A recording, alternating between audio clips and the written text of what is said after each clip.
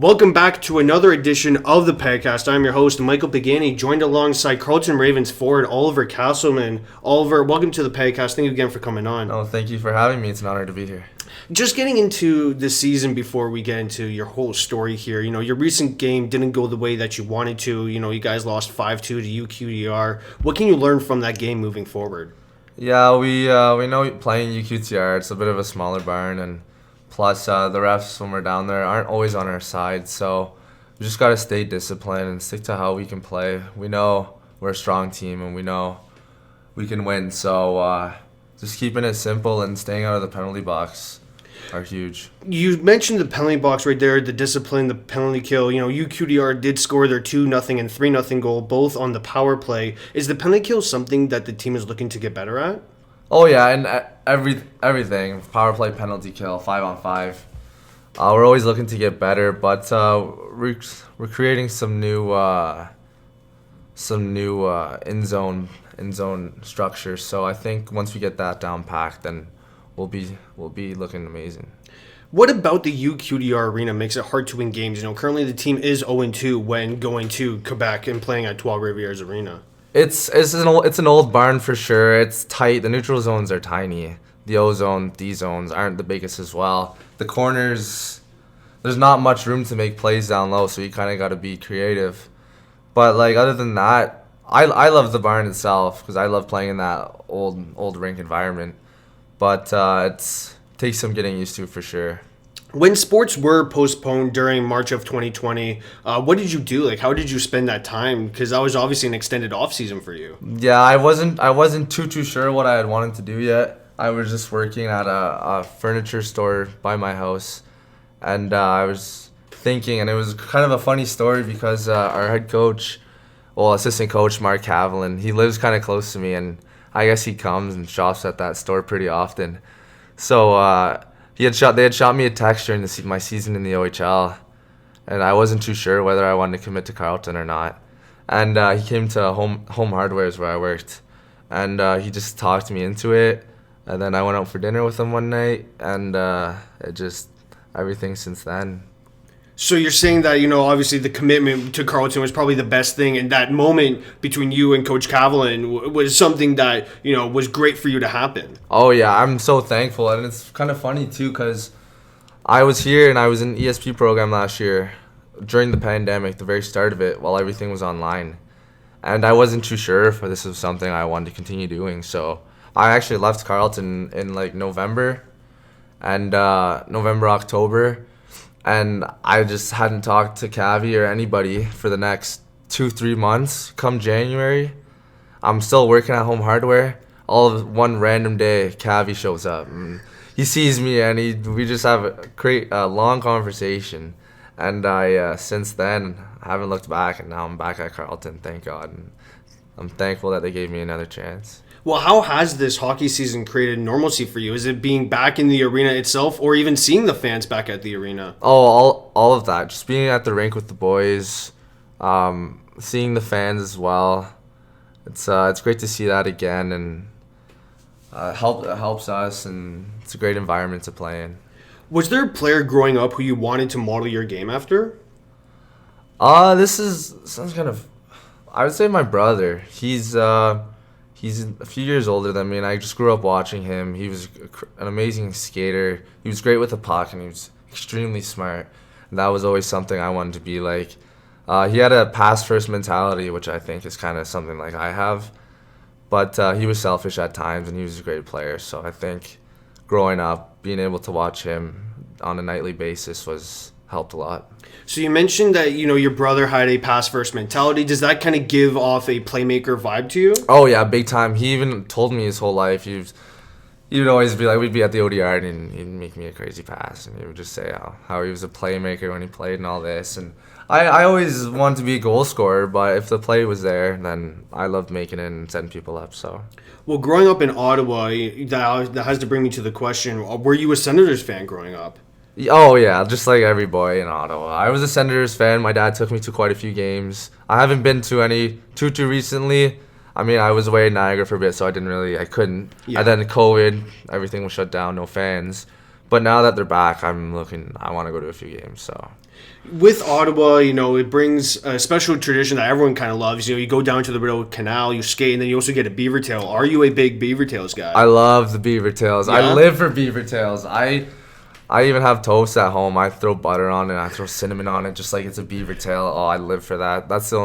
Sounds bad, but that's one of the big reasons why I come to the canal in the first place. Yeah, no, my favorite beaver tail is that cinnamon toast and sugar. 100%. You Now can't go wrong with that. Now I'm craving Yeah, one. exactly. My tummy's growling. Yeah, well, it's a funny story because when my mom and sister came up to Ottawa, it was freezing cold one night, and we decided to go skating. This was about 10 years ago, because I'm 18 right now. Yeah. Maybe it wasn't 9, 10, but it was a long time ago. And so it was really cold, and we decided to go skating at the Rideau Canal. Yeah. So here my mom is tying up both my sister and... Your poor mom. Her hands must have been frozen. Oh, 100%. But that's what hockey moms are made for. Yeah, exactly. So here she is tying up both my sister and my own skates. Yeah. So her hands are freezing, and then we skate for a good 5-10 minutes because of how cold it was. Oh, I know. And then we end up getting a beaver tail and then just head out. Yeah.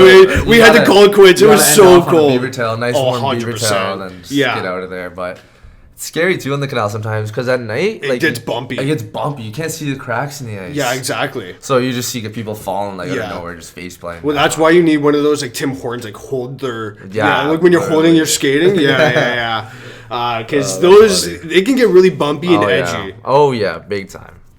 Getting into your career here, starting with, in 2014-15, you entered the OHL Cup, which is a highly scouted tournament with the Ottawa Junior 67's U16 AAA team, having 6 points in 5 games. What's it like playing in that tournament of that stature? It was great exposure. I think each game, no matter what team we played, it was a full crowd in the stands, whether that be our parents, scouts.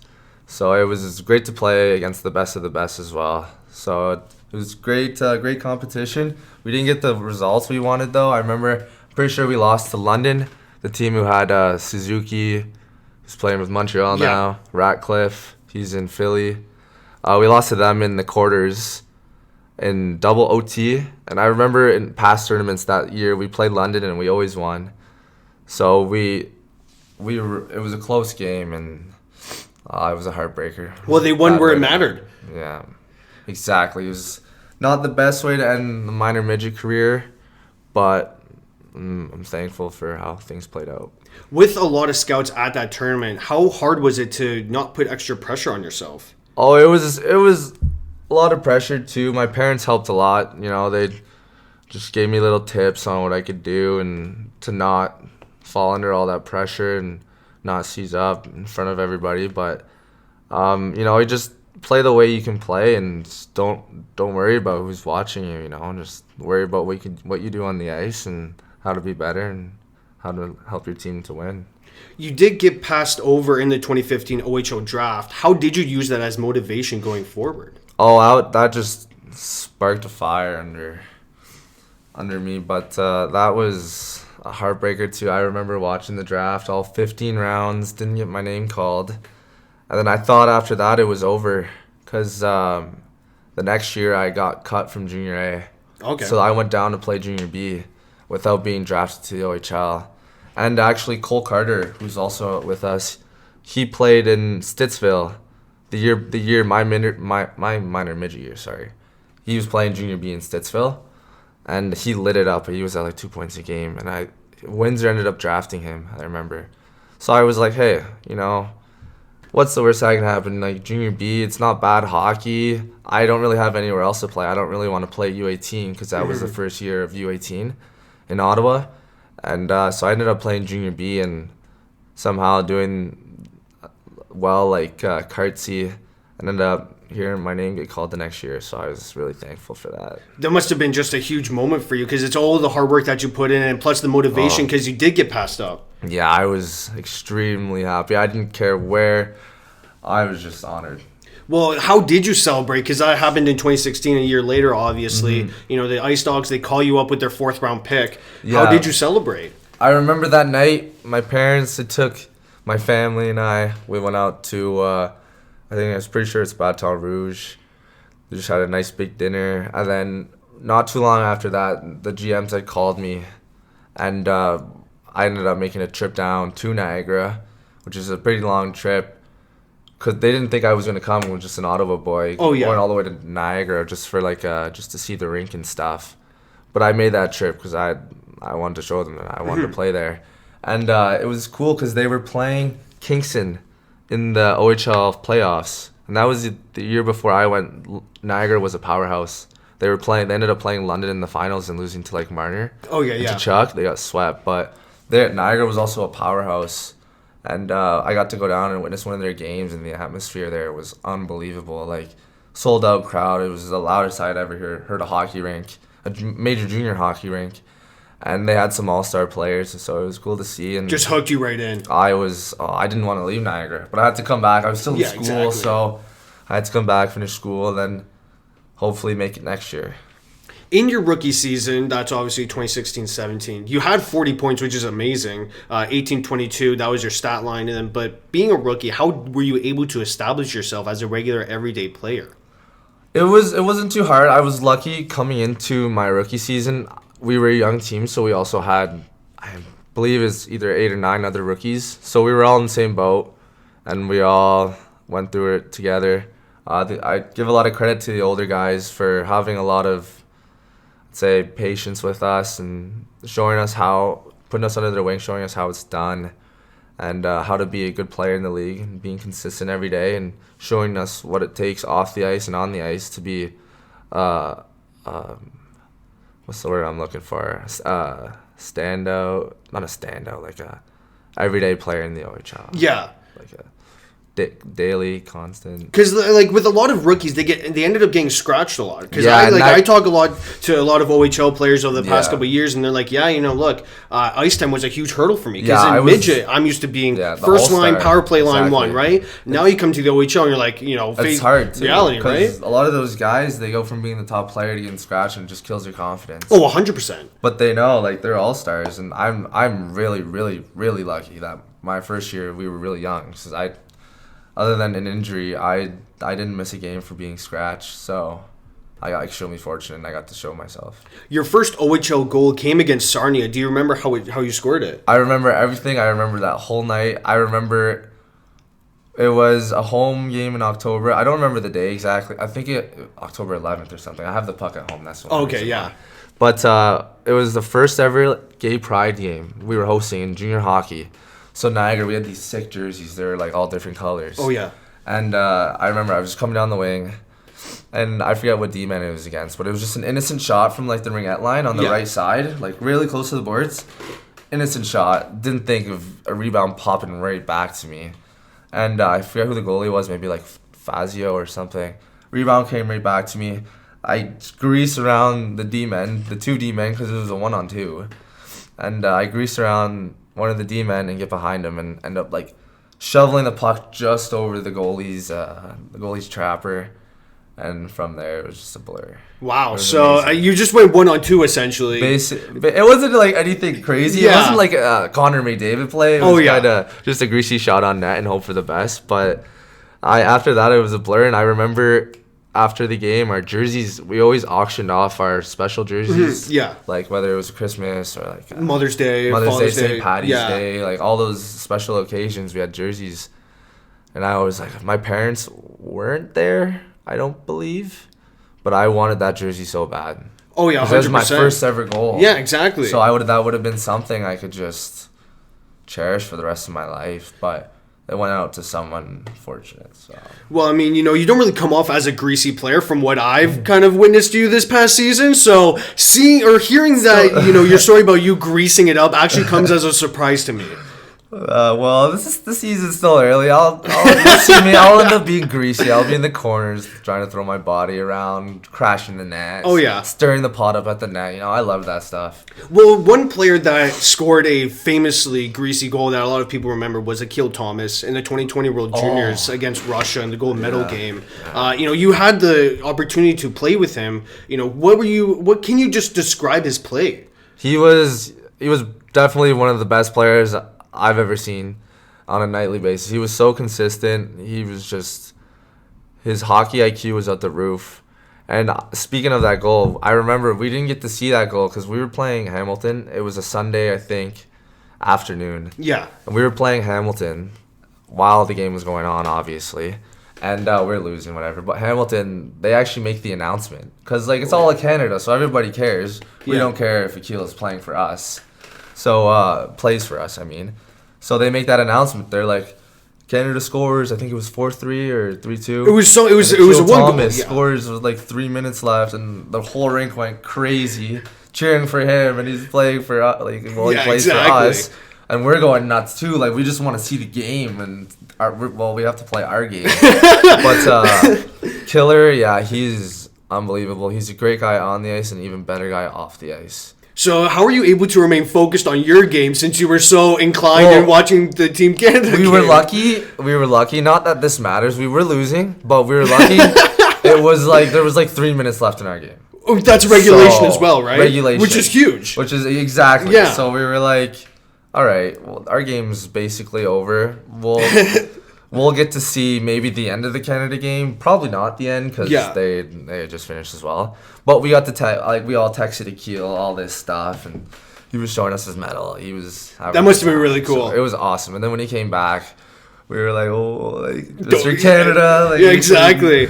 But he showed us the medal in person, and it was unbelievable. It's so thick and so heavy. I bet. Well, with you at Carleton, you're on the holiday break right now. It gives you the chance to watch the World Juniors, probably for the first time in however long, because you were so busy with Niagara. Yeah, it's been a while. I love watching the World Juniors. I try to watch them as much as I can, especially over the break because we're not playing, so I just get to watch some hockey.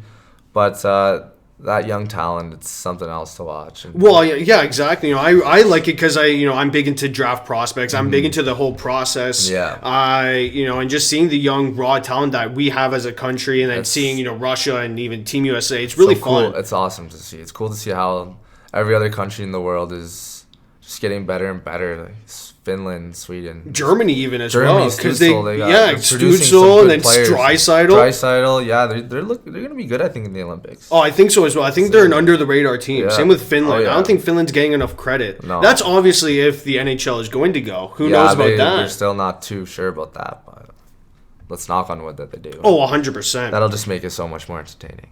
Yeah, because even the 2018 Olympics weren't, they weren't as entertaining as I thought they would be. But yeah, knock on wood that we do get the NHL at the Olympics. I hope so. Canada would look unbelievable. Oh, 100%. Oh. You did actually attend the Detroit Red Wings development camp in 2017. What can you just describe that experience? Because that's amazing. It was life-changing. I got to see how it was like to be a pro for the time that I spent there, and watching guys just like Larkin and Zetterberg. It was something else. I tried to take notes from how they play, but just coming to the rink every day, doing what you got to do, and working your bag off like every chance you get. It was a great opportunity too. I got to see all those guys in person, be on the same ice as them. It was a little intimidating at the start, but then the confidence came, and I told myself I was here for a reason. So I tried to do the best I could, but I would easily say that week was the hardest week of my life. Oh, I bet. The fitness training they put you through was something else. I don't know. I don't even want to think about it. It was the suicides they made you do at the end of it. Was a skate test we had to do at main camp, and they split us up into 3 groups, which is nice. Like the NHL guys were the first group, the AHL guys, and then like the rookies and the prospects. Mm-hmm. So we were all skating with the rookies, so we weren't really getting blown out by any of the NHL guys. But it was a bagger for sure. Well, yeah, we all hate the bag. You like the bag skates? I hate the bag skates.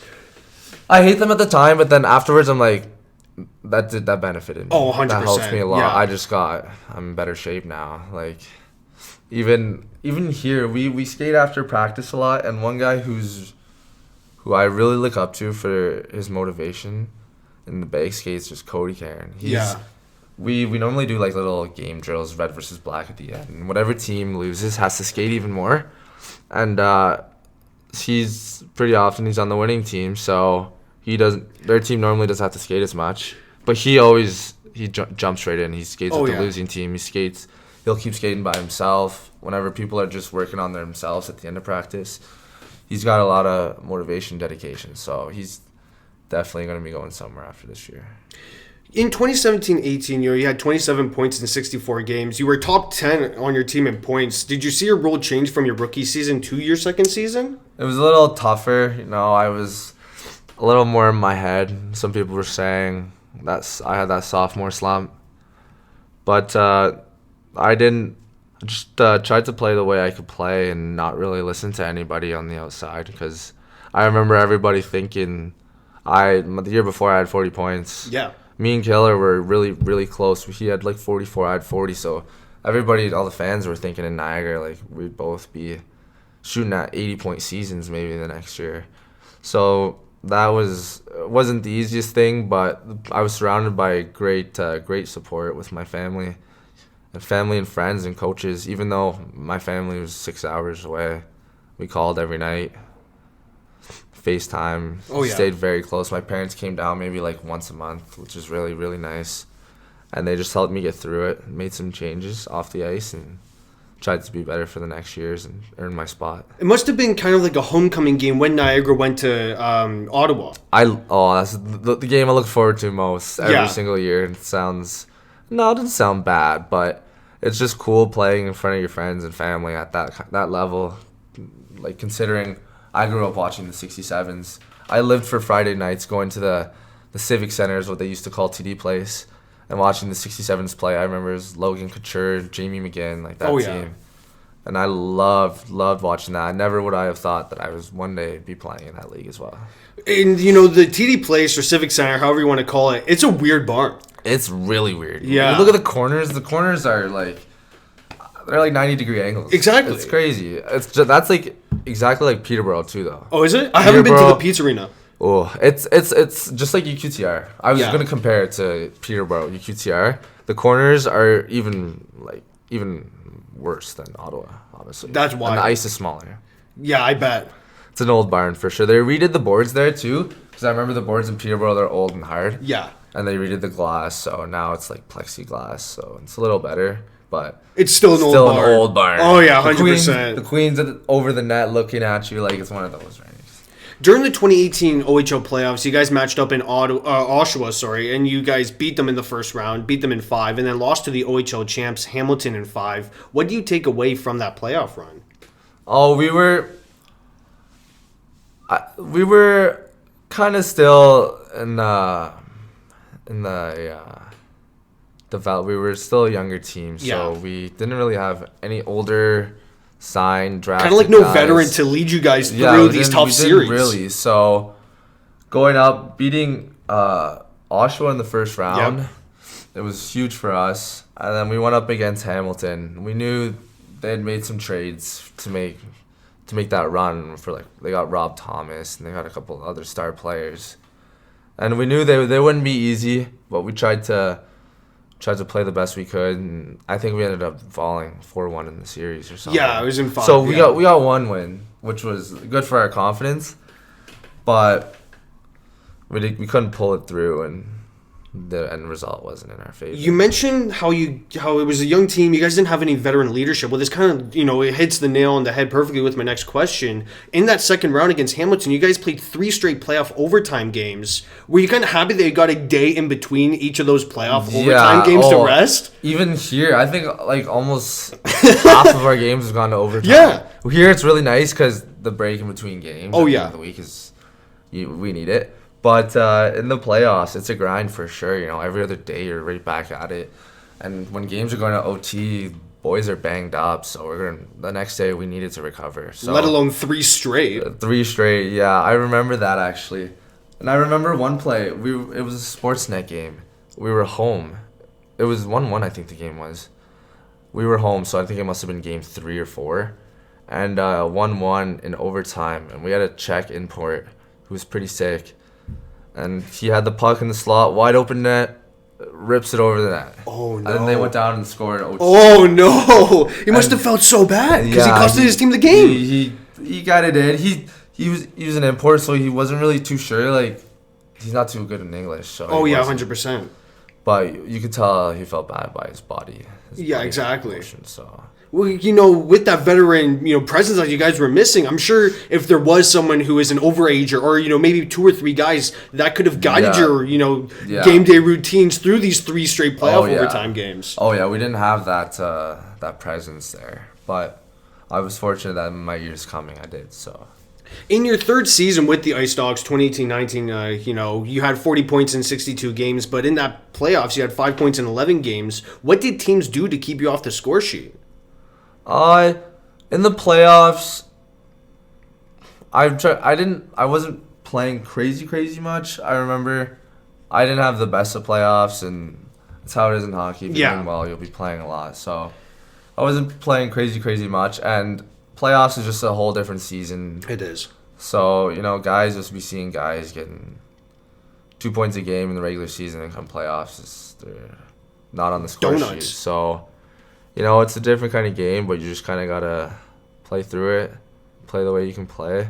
I don't think teams were doing really anything crazy to stop me from getting on the score sheet, but I definitely don't think I was playing up to the potential I could have been playing at. Well, I mean, this at the time, this would have been your 3rd and final playoff run because your 4th season would have gotten canceled. Yeah. You would have had 14 games of playoff experience. When did you see that the ice is much smaller in the playoffs than it is in the regular season?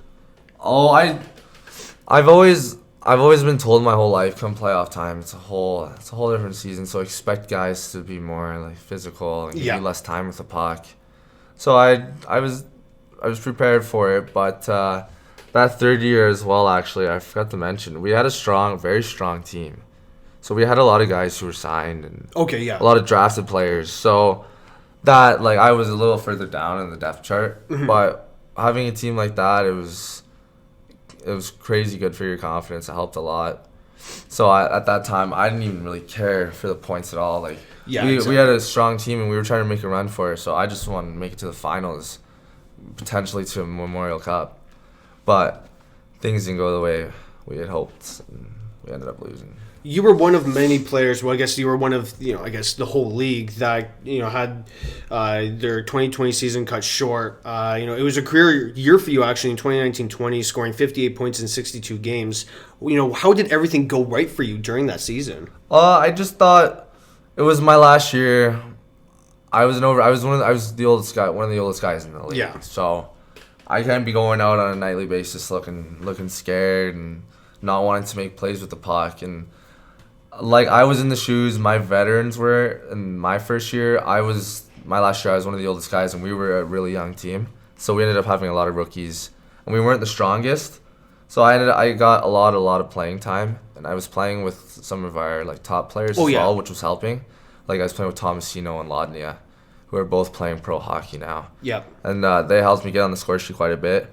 And playing with them, too, it just makes you a better player and positionally and everywhere, off the ice and on the ice, and just seeing what they do helped a lot, too. So.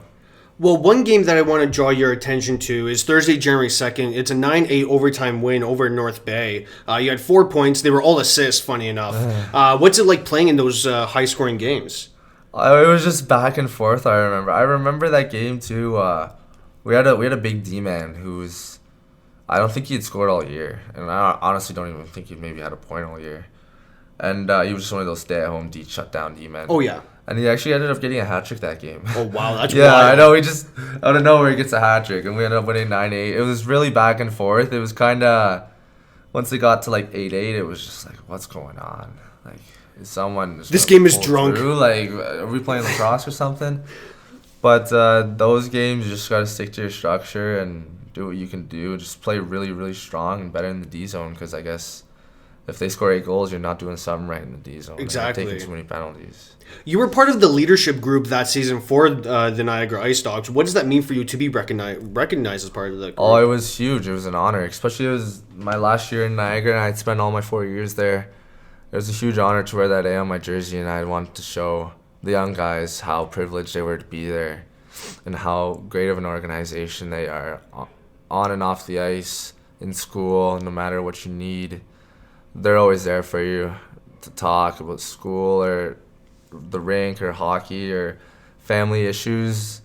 they were all ears there, and they just wanted to make you a better person on and off the ice. How would you summarize your OHL career?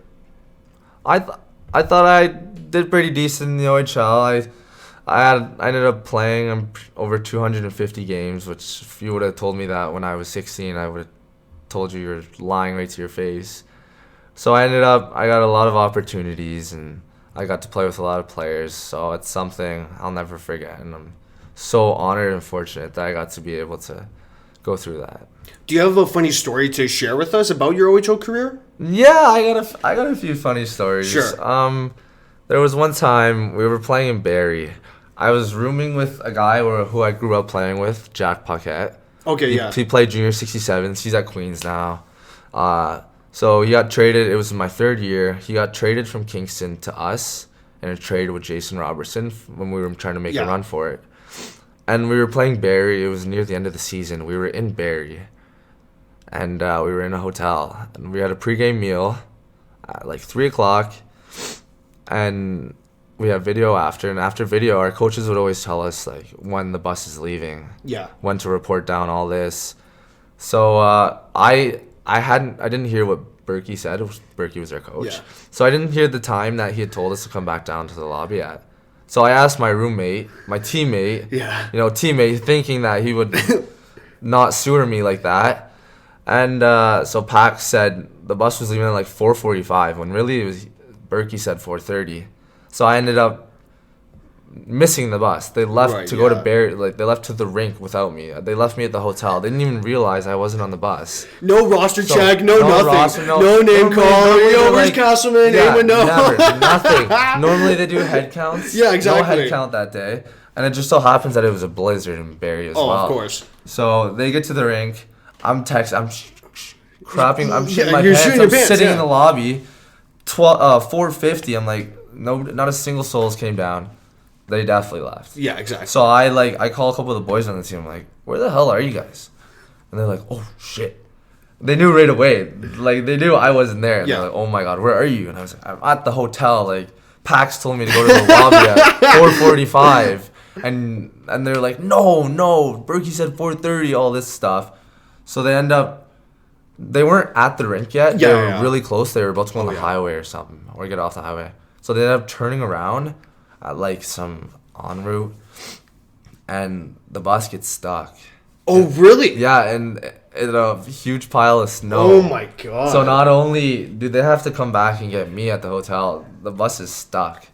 So literally stuck. So every single guy on the team had to get off the bus, push it out of the pile of snow, and get it back on the road, which took at least like a couple hours. Had to have been. It wasn't a couple hours. It was like 30 minutes. Okay. But at this time, we played at 7 or 7:30, and we normally get to the rink at 5, and it's like 5 o'clock as they're coming back to get me. Yeah, exactly. And when normally we should be there at 5, so they're already late. I'm shitting my pants that I'm gonna get scratched. I'm not gonna play at all, and so the boys were huge beauties about it. Whenever they came back to the hotel and finally got me, I walked on the bus and they're all doing the slow clap. And I go right up to Pax and I'm like giving him shit. Oh yeah, 100%. Yeah, exactly. It was a suey. Yeah.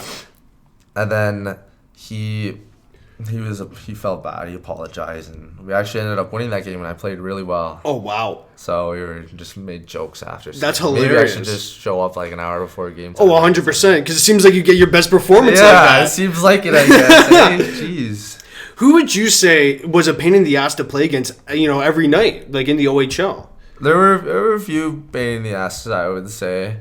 My first year being a rookie, I was a little scared. One guy I would say I was scared of, which is kind of funny, Cody. Oh really? When he was in Kingston. Yeah. And he was a tough guy. He would scrap. He wasn't afraid of anything, and you could tell how he plays. He has that little chip on his shoulder, which I love. But that guy I wouldn't want to get in his way. And there was also another guy named Adrian Carbonera. Yeah. And he ended up actually getting traded to Niagara my second year. But my first year, this guy was literally like my worst nightmare. He was. You must be thankful that he joined you. I was so thankful. Those are the best guys. The guys who are scary to play against are always the nicest guys off the ice. Yeah. Are like the biggest. Because they're there to protect you. Exactly. Yeah. They're there to look after you, not look after you, but make sure nothing dirty happens to you. So.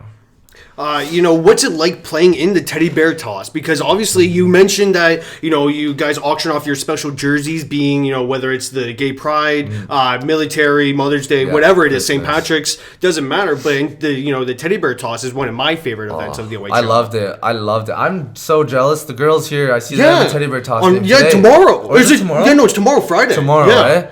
I was like, what? We don't even have a game after last weekend for the whole Christmas break, and we don't have, let alone a teddy bear toss game. Yeah.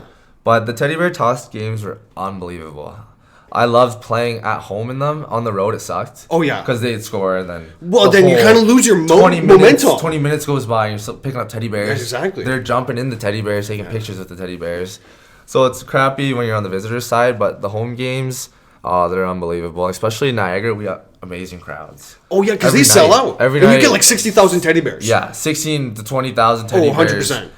Like 7,000 to 8,000 people there. Just hawking teddy bears over the glass. Like, it's a great time. Everybody's on the ice enjoying it. Yeah, so do you think that, U Sports men's hockey, because obviously the women's has a teddy bear toss game, do you think that you guys should have a game added to your calendar of course, that has? for sure. Oh, yeah. I'd love to see that, and I'm sure a lot of people would like to see that as well. Your last game in the OHL was a 9-1 beating at the hands of the 67s. What was the chatter like in the locker room? Did you guys know that was going to be your last game? Nobody had any idea, and it's funny too, considering from Ottawa, I played my last ever OHL game in Ottawa. Not the result we wanted, but Ottawa was a powerhouse my last few years, and they were gross. We weren't the best, and so we weren't too shocked with the result. Maybe not a 9-1 loss. I don't think anyone expected that. But I don't want to say we didn't expect to lose, but we weren't the best team, and it's awesome to play in Ottawa, and I loved it. I had no idea that would have been my last game of my OHL career, because it was March 8th. I'm pretty sure. Yeah, no, we were pissed off about that, because us and Kingston. Sorry, I'm still a little foggy here. Yeah. Us and Kingston, who had Shane Wright his first year. Oh, yeah. We were battling for that ace spot in the Eastern Conference. Because I talked to some Kingston players, and I was like, look, projected standings wise, you and Niagara were battling for that 8th and final playoff spot. And I think at that point we were down, so we needed every win we could possibly get. Oh, yeah. And our last few, there was like 6, there weren't many games left, but our last few games, they were against some tough teams. Oh, so exactly. You guys had to run the table. But we had to do whatever we could have done to win, and in Ottawa, that wasn't the result we wanted. So one of the more surprising stats from that 9-1 beating was that you only ended up as a -1. Could you elaborate on that? Because obviously that's kind of surprising, because I thought it was more going to be -5, -6. Well, I forget how that game played out. Maybe they scored a few goals in the power play. Maybe they did on the penalty kill. I think they had a 4-goal second period, if I'm not mistaken. Yeah. I like to pride in my game around positioning and where I am on the ice, and especially in the D zone, which is the most important part of the ice. So whenever you're playing strong in the D zone, the good things will come in the O zone, the opportunities will come. But I don't know how I ended up saying a -1 in that game. That's wild. I got lucky, I guess. How come you chose Carleton to continue your hockey career? Oh, there's lots behind it. My brother and sister both came to Carleton. Being a guy from Ottawa, Carleton's the school for me. I'm not French. Hate the GGs. So 100%. Coming to Carleton for sure. It seems like a lot of French people go to Ottawa. Actually, I've noticed that. My girlfriend's French and she's at Ottawa, so I chirp her pretty often about that. Do you chirp her in French or no? Actually, yeah. Wow, my mom's fully French. So you got to take pride in that. Oh yeah, I chirp her in French. I let her know that Carleton's a better school. Oh, 100%. So, and we're going to prove that in hockey, right? Oh, without a doubt, we're going to prove that. So you're taking communications and media studies. How is that going for you? What do you see in the future for you? If you have thought of that? It's been going pretty well for me. Like I've been talking about, the online learning. Yeah. It's a whole different ball game. But just trying to stay motivated and stay on top of your work. I'm not the best. I'm a little procrastinator, I like to think sometimes. But this year I've been a lot better with getting my work done early. Good, yeah. But comms, I love comms. A lot of the boys are in it. Yeah. Which helps a lot. We all give each other some aid whenever it's needed. But I love being at school so far, and I don't regret it at all. What are you hoping to accomplish as the season progresses? Winning. That's my only goal. I want to win. I really want to win this year, and we have the team for it. And I know we have it in us for sure. And from top to bottom, we're a strong team. And I think we could definitely win our division, and then hopefully after that, things just keep going right for us. You and Cole Carter seem to have found some chemistry playing together. I always see 18 to 19 or 19 to 18 on the score sheet. What has been the success behind that?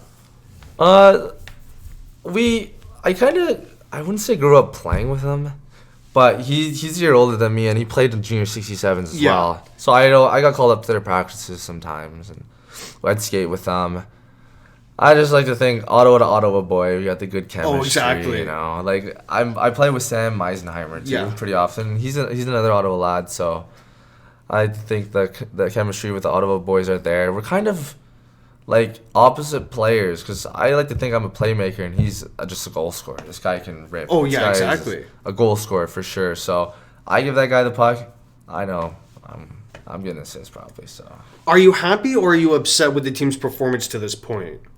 I'm happy with how we've been doing. We've been progressing big time. At the start of the year, the coaches have given us some new structures to implement, and we weren't too sure if it was going to work and if we were going to stick with it, but the boys all bought in, and we found something that works and that we know is going to win us some games. So I'm extremely happy with how everyone's buying in, practices, games. In the workout room, everybody's determined, and that's a team I want to be around. What is your game day routine like? I'm not too crazy. I'm not gonna lie. I like to say I'm not too crazy. I've told my girlfriend my routine, and she's told me like, hey, well, like you need to chill out. You are a little superstitious, but I'm not like getting dressed. I'll get dressed. However, it's just I eat my pregame meal at like 3:30 normally. Okay, yeah. Out of my house 4:00. I like to be really early at the rink. Okay, yeah. Get to the rink, take my stick, maybe make like a little bagel or something. It's always the same thing too. Mm-hmm. Always put biofreeze on my thighs, keep them nice and cold. White tape. My knobs are always the same. So I guess I'm a little what's the word? Not superstitious. I'm very superstitious. I didn't think I was, but I guess so. Well, I always eat the same meal before games too. With the OHL, they love doing their school day games, having games at 10:30 in the morning. Oh. That must be such a pleasure for you, always waking up early for that. How does that always change your game day routine? Oh, that one was weird, because I only ever played in one, actually. Okay, that's not bad then. No, it was my first year in Hamilton, and it was weird because the game was at like 10 a.m. Yeah. And so you just wake up at like 7 and go to the rink and try to. Hamilton was close, so we got to leave a little later. But holy crap, that was, I think, the loudest game I've ever been a part of. It really wakes you up, 12,000 screaming little kids. Oh, yeah. Screaming at the top of their lungs. You can't hear anything at all. It was tough, too. And they ended up beating us in overtime, I remember. And oh, man. You just want to get the hell out of there. I just wanted to get out of there. As soon as they scored, all right, I'm done. My eardrums exploded. Yeah, exactly. I was like, I got to get out of here. Well, Spotify Wrapped came out yesterday. That's obviously huge because I saw all my friends posting on it. Yeah, I'm sure you had your discussions with your team. Yeah. My top 5 artists were very not representative of 2020. So I had Morgan Wallen. I'm a big country fan. I love Morgan Wallen. Yeah, as well. I'm a pretty big country guy too. I actually want to go to Boots and Hearts one time because they have a really good lineup. They have a really good lineup this year. It's like Shania Twain's there. I'm pretty sure. Florida Georgia Line might be there as well. They're also really good. Yeah. I'm not too sure exactly because I don't have it up with me right now. No. But my second was A Boogie. He's also really good. Yeah, I'm into the rap as well. Oh yeah. Honestly, I'm into all the artists you got here. Oh, Ariana Grande's really my third, and then Justin Bieber, and finish off with Lil Nas X. Yeah. I'm receiving a lot of criticism from my friends for Lil Nas X. I won't lie. But I was you just gotta embrace it. Well, see, I have them there too. With the Bills and the Habs, with your Bills fan? Yeah. Oh, I love the Bills. Oh, sick. I love the Bills. With their playoff playoff run that they went on, like 2020, right? Yeah. I was very superstitious. I listened to the same songs. I'd listen to them Really? in a specific No way, order. that's Yeah, I was a sick. superstitious fan. Same with the Habs Awesome. playoff run. I love that. I love so that. I was superstitious in that sense. So that's, I think, why Lil Nas X garnered so much attention from my phone. Okay, that makes sense. But yeah, that's my Spotify. What rap. songs by Lil Nas? I honestly don't know. I don't have them written down. I have to go through my I phone. know he and has check. that big one with Jack Harlow. Oh, Industry Baby. Yeah, Industry I like Baby was that my one. I sixth. like that one. Yeah, that one I listened to a lot. I think that one was like my third. Oh yeah. Third. But here, can I pull? Yeah, sure. Pull yours mine. up. Yep. Yeah, it's he's a really good artist. I use Apple Music, yeah, so mine are it's all Spotify Rap very / similar. Apple Music Replay. But Mine's yeah, we'll give you very time to pull it up. Let's see here. Here's my top songs. So we got. That's not like me. Right, yeah. Me and my sister share a Spotify. Okay, so you have to cover yourself for a bit. Yeah, exactly. Wow. If you see some fruity songs, then yeah, that's not, okay. Interesting. That's not me. Will you ever get an independent Spotify account?